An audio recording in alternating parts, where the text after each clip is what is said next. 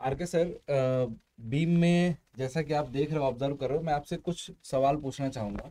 सबसे पहला सवाल ये है सर कि अगर इस बीम का क्रॉस सेक्शन देखूं मैं यहाँ पे, जैसा कि दिखाई दे रहा है, इस क्रॉस सेक्शन में अक्सर करके विड्थ जो है वो कम रहती है, डेप्थ ज़्यादा रहती है। इसका लॉजिक क्या होता है? सर देखो, इसका बहुत एक सिंपल लॉजिक होता है। अगर हम बात करें, हमारे मन में क्या आएगा, हम इस तरह का क्रॉस सेक्शन दें या हमारा स्क्वायर दे दें या हमारा इस तरह का दे दें।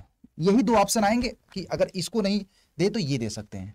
लेकिन ये ऑब्जर्व किया गया है कि जब हम मोमेंट ऑफ इनर्शिया निकालते हैं, क्योंकि देखो, आप सेक्शन मॉडुलस निकालो चाहे आप मोमेंट ऑफ इनर्शिया निकालो, moment of resistance directly depend करेगा जेड पे। तो सबसे ज्यादा जो जेड आता है वो इस सेक्शन का आता है, क्योंकि जेड होगा क्या, देखिएगा, बी डी स्क्वायर बाई 6, यही होगा। तो बेसिकली ये विड्थ हो गया और ये हमारा डेप्थ हो गया। तो अगर डेप्थ हमारा ज्यादा होगा तो डी का स्क्वायर होगा, तो ऑटोमेटिक हमारा क्या होगा, जेड ज्यादा हो जाएगा, सेक्शन मॉडुलस ज्यादा हो जाएगा, तो बीम का मोमेंट ऑफ रेजिस्टेंस ज्यादा होगा। इसमें क्या करते हैं, जब भी कभी रियल लाइफ में मोमेंट अप्लाई होता है तो इस तरह का जब क्रॉस सेक्शंस होता है ना, वो हमारा ज्यादा मोमेंट ऑफ रेजिस्टेंस को ऑफर करता है। अब आपके मन में आएगा, देखो ये ऐसे कर दें, ये ऐसे कर दें, या देखिए आपने विड्थ को ज्यादा कर दिया जबकि डेप्थ में स्क्वायर हो रहा था। इस वजह से सर ऐसा हम प्रोवाइड कर बोल देते हैं। सकते हैं कि सेक्शन मॉडुलस का खेल है, सेक्शन मॉडुलस ज़्यादा करने के सेक्शन लिए मॉडुलस बोल दें, मोमेंट ऑफ इनर्शिया बोल दें, डायरेक्टली प्रोपोर्शनल, तो उसको बढ़ाने के लिए ताकि स्ट्रेंथ ज़्यादा रहे। दूसरा एक सवाल है सर कि अगर कंक्रीट और स्टील को दोनों को आपस में हम जोड़ते हैं तो यहाँ पे ये बोला जा सकता है कि कंक्रीट का मटेरियल जो है और स्टील का मटेरियल, इन दोनों में कुछ सिमिलरिटी होती होगी, क्योंकि जब इनके कनेक्शन ऑलमोस्ट लग रहा है कि पैरेलल कनेक्शन की तरह दिखाई देते हैं, दोनों एक दूसरे से चिपके हुए होते हैं, दोनों मटेरियल का बिहेवियर अलग अलग होगा तो ये तो पॉसिबल नहीं हो सकता था। तो क्या सिमिलरिटी होती है, क्या खासियत होती है कि कंक्रीट के साथ स्टील को यूज किया जाने लगा? इसका क्या रीजन है? सर इसका बहुत सिंपल रीजन है। बाइनिंग इलेक्ट्रिकल एंड और मैकेनिकल सिविल हर किसी के मन में सवाल होता है कि इस तरह की चीज़ें ऐसी क्यों की जाती है, क्योंकि कंक्रीट और स्टील का जो कोफिशिएंट ऑफ लीनियर एक्सपेंशन होता है, heating and expansion, heating and cooling दोनों में ऑलमोस्ट सेम होता है, अल्फा की वैल्यू। तो इन फ्यूचर कभी भी हीटिंग भी होगी तो दोनों में इलांगेशन सेम हो जाएगा। और अच्छी बात यह है कि इलांगेशन सेम होगा तो ऑब्वियस बात है यार, पैरेलल कनेक्शन हो जाएगा। तो जब भी यहाँ पे एक क्वेश्चन एग्जाम में और भी आता है, मैकेनिकल इंजीनियर्स, सिविल इंजीनियर अक्सर करके जानने की कोशिश करेंगे यार कि हमारे लाइफ में सीरीज कनेक्शन तो मैंने बहुत देखा है, पैरेलल कनेक्शन का क्या एग्जाम्पल है। देखो यहाँ पे आपको सरिया ऐसे दिख रहा है, राइट, और इसी में हमारा कंक्रीट भी होता है, तो ये हमारे पैरेलल कनेक्शंस के एग्जांपल होते हैं। तो पैरेलल कनेक्शन को कभी कभी हम कंपोजिट कनेक्शन भी कहते हैं, रेनफोर्समेंट कनेक्शन भी कहते हैं, जिसमें हमारा क्या होता है कि इलांगेशन, जिसमें हमारा कंडीशंस कभी कभी एग्जाम में पूछा जाता है तो डेल्टा 1 और डेल्टा 2 की वैल्यू बराबर हो जाती है। जैसे दो हैं, जैसे ये हमारा स्टील का, ये हमारा कंक्रीट का, और जो टोटल लोड होता है वो हमारा दोनों में डिवाइड हो जाता है। अब देखो दोनों में इक्वली डिवाइड कोई जरूरी नहीं कि होगा, क्योंकि दोनों की हमारी क्षमता क्या होती है, अलग अलग होती है, यंग मॉडुलस अलग अलग होता है। तो ये हमारे पैरेलल कनेक्शन की कंडीशन है। लेकिन रजत सर मैं आपसे पूछना चाहता हूँ, एक बात मुझे बताइएगा कि जैसे हम सिविल इंजीनियरिंग एस्पिरेंट्स नहीं हैं, हम भी चाहते हैं कि अपना बीम घर पे बनवाएं, तो हम अपने लेबर्स वगैरह को, हम अपने मिस्त्री को स्पेशली क्या गाइड करें, क्योंकि वो लोग इतना स्किल्ड नहीं होते हैं, ठीक, इनके बीच में स्पेस क्या रखना है कॉर्नर से, या किस तरह से रेनफोर्समेंट पूरा किया जाता है सब।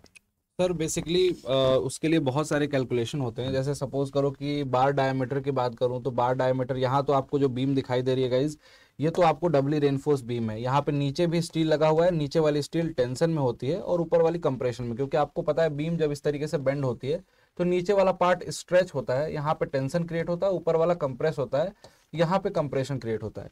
तो ऊपर वाली कंप्रेसिव स्टील और टेंसाइल स्टील का कैलकुलेशन के लिए हम लोग आरसीसी में बहुत सारे फॉर्मूले देखते हैं और कैलकुलेशन भी जानते हैं। अब रही बात सर, हम क्या ऑब्जर्व कर सकते हैं साइड पे, जो बेसिक चीजें हैं जिसको ध्यान दे सकते हैं। कभी भी जब रेनफोर्समेंट प्रोवाइड कराया गया है किसी बीम में, तो टोटल इसका क्रॉस सेक्शन एरिया कैलकुलेट कर सकते हैं। क्रॉस सेक्शन एरिया कैलकुलेट करने के बाद इन बार्स का डायमीटर आपको पता होगा, इन बार्स का क्रॉस सेक्शन एरिया पता चल जाएगा। तो किसी भी हालत में ये जो टेंसाइल रेनफोर्समेंट है या कंप्रेसिव रेनफोर्समेंट पे, वो 4% से ज्यादा नहीं होना चाहिए। पूरे एरिया का, ग्रॉस एरिया का 4% से ज्यादा नहीं होना चाहिए।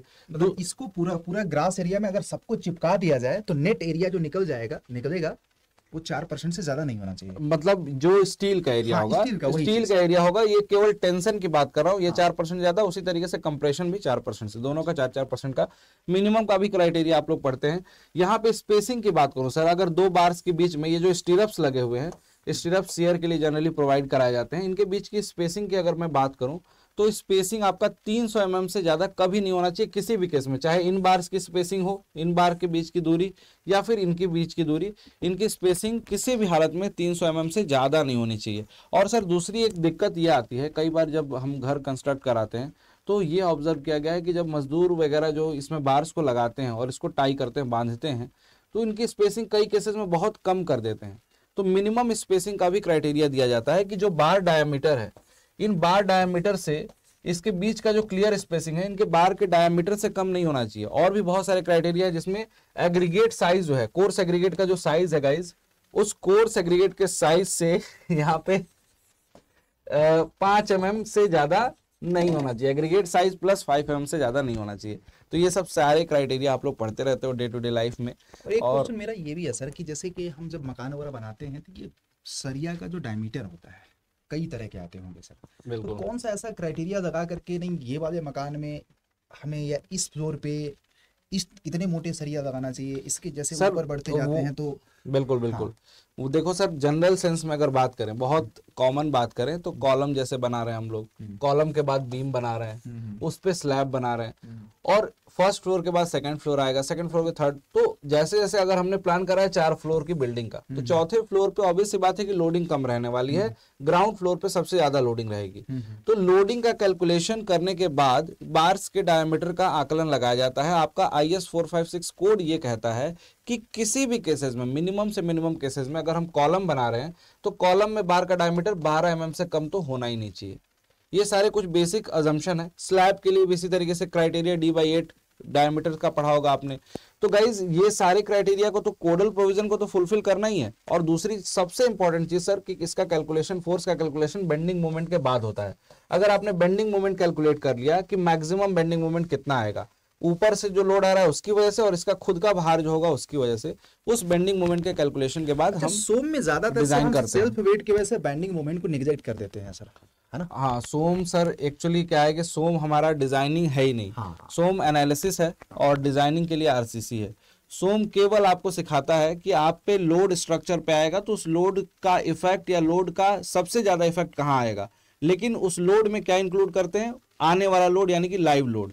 अब जब हम लोग पढ़ते हैं RCC, एक्चुअल स्ट्रक्चर पे जाते हैं तो इसका भी तो कुछ भार है, घर का भी तो कुछ वेट है, उस वेट को काउंट करते हैं, उस वेट को काउंट करने के बाद एक्चुअल कैलकुलेशन करते हैं। यही बेसिक डिफरेंस है sir strength of material and RCC में। तो गाइज इसी तरह के इन्फॉर्मेशनल वीडियोस आप लोगों के लिए लेकर के आता रहूँगा। तो आज आप लोगों ने वीडियो में बहुत अच्छा कॉन्सेप्ट पढ़ा कि बीम वगैरह को हम इस तरह से क्यों प्रोवाइड करते हैं, पैरेलल कनेक्शन क्या होता है, रेनफोर्समेंट कनेक्शन क्या होता है, स्पेसिंग क्या होता है, सरिया का हमारा डायमीटर वगैरह कितना देते हैं, कौन से फ्लोर पे कितना सेलेक्शंस होता है डायमीटर वगैरह का। तो आगे भी इसी तरह का वीडियोस बनाता रहूँगा, क्या करें सर? बिल्कुल गाइज, तो इसी तरीके की वीडियो आपको चैनल पे मिलती रहेंगी। चैनल के वीडियो अच्छी लगी हो तो लाइक जरूर करिएगा और सब्सक्राइब भी कर सकते हैं अगर आपको रेगुलर चैनल पे इस तरीके की वीडियो देखनी हो। Thank you so much.